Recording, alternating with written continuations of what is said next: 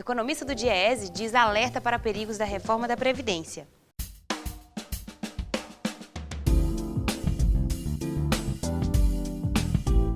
A reforma previdenciária, ela tem uma estrutura, ela é uma reforma, é um texto legal, né? O texto dela é um texto muito longo. São 40 páginas de mudança na Constituição, mais 20 páginas de exposição de motivos para tentar justificar e legitimar a proposta que eles estão fazendo. Então, no total, é um texto de 60 páginas, né?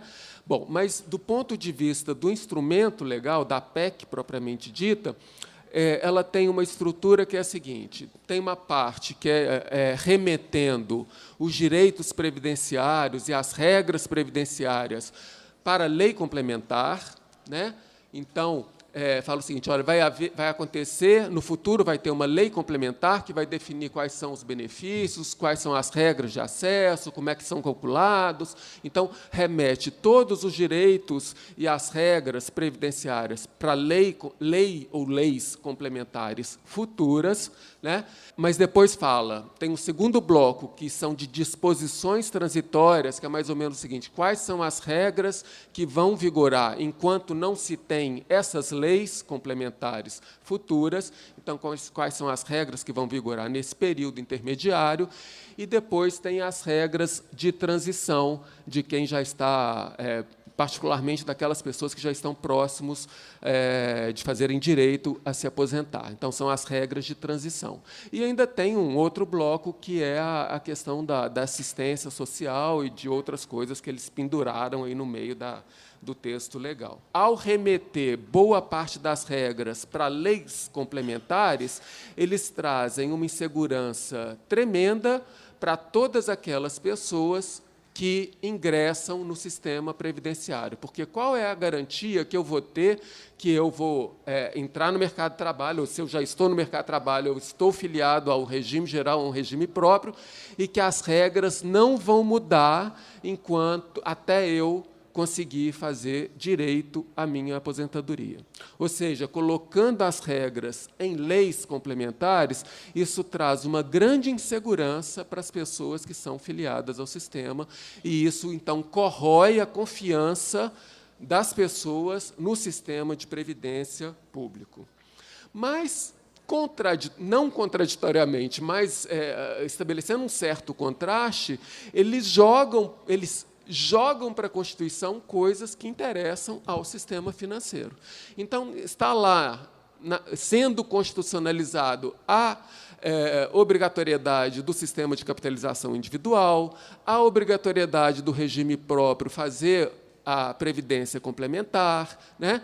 A possibilidade de cobrança ordinária e extraordinária de servidores públicos. Então, eles tiram da Constituição o que não interessam ao capital financeiro, a quem tem essa visão restrita de Estado, e jogam para a Constituição aqueles pontos que interessam a esses interesses.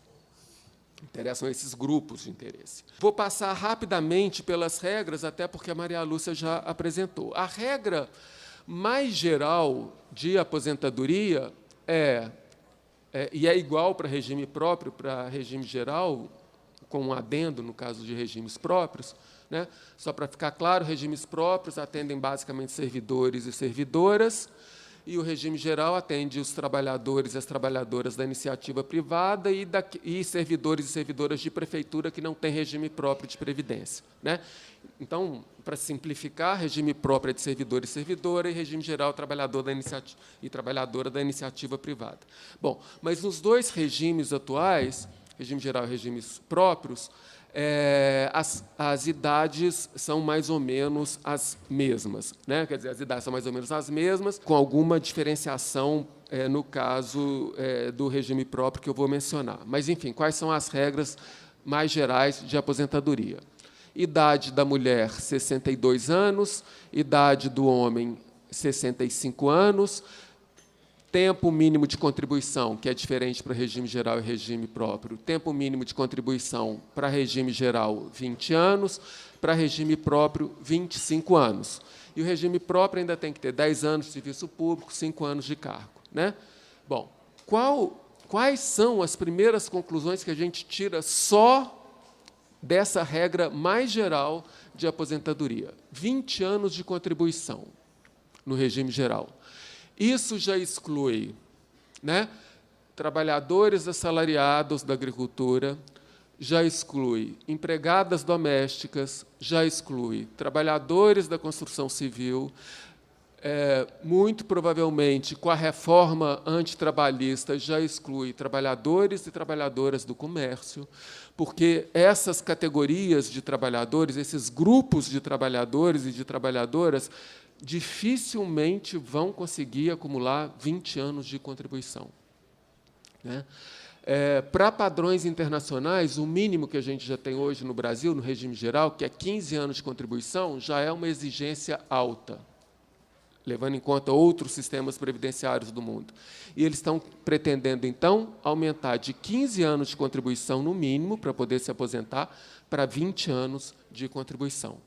No caso dos trabalhadores e das trabalhadoras em economia familiar, né, por exemplo, a agricultura familiar, esses trabalhadores e essas trabalhadoras também serão excluídas da Previdência, porque, além de cobrar deles os 20 anos de contribuição, eles mudam a forma deles adquirirem o direito a se aposentar. Hoje, esses trabalhadores e trabalhadoras da economia familiar, eles precisam comprovar tempo de trabalho em economia familiar. Eles não precisam comprovar contribuição direta monetária. E agora a PEC quer exigir dessas unidades familiares pelo menos R$ 600 por ano de contribuição para o grupo familiar. E a gente sabe que boa parte, se não a maioria, das unidades familiares em regime de economia familiar não conseguem ter disponível R$ 600 por ano para fazer a sua contribuição previdenciária. E, portanto, esse segmento, em larga maioria, estará, então, excluído da Previdência Pública.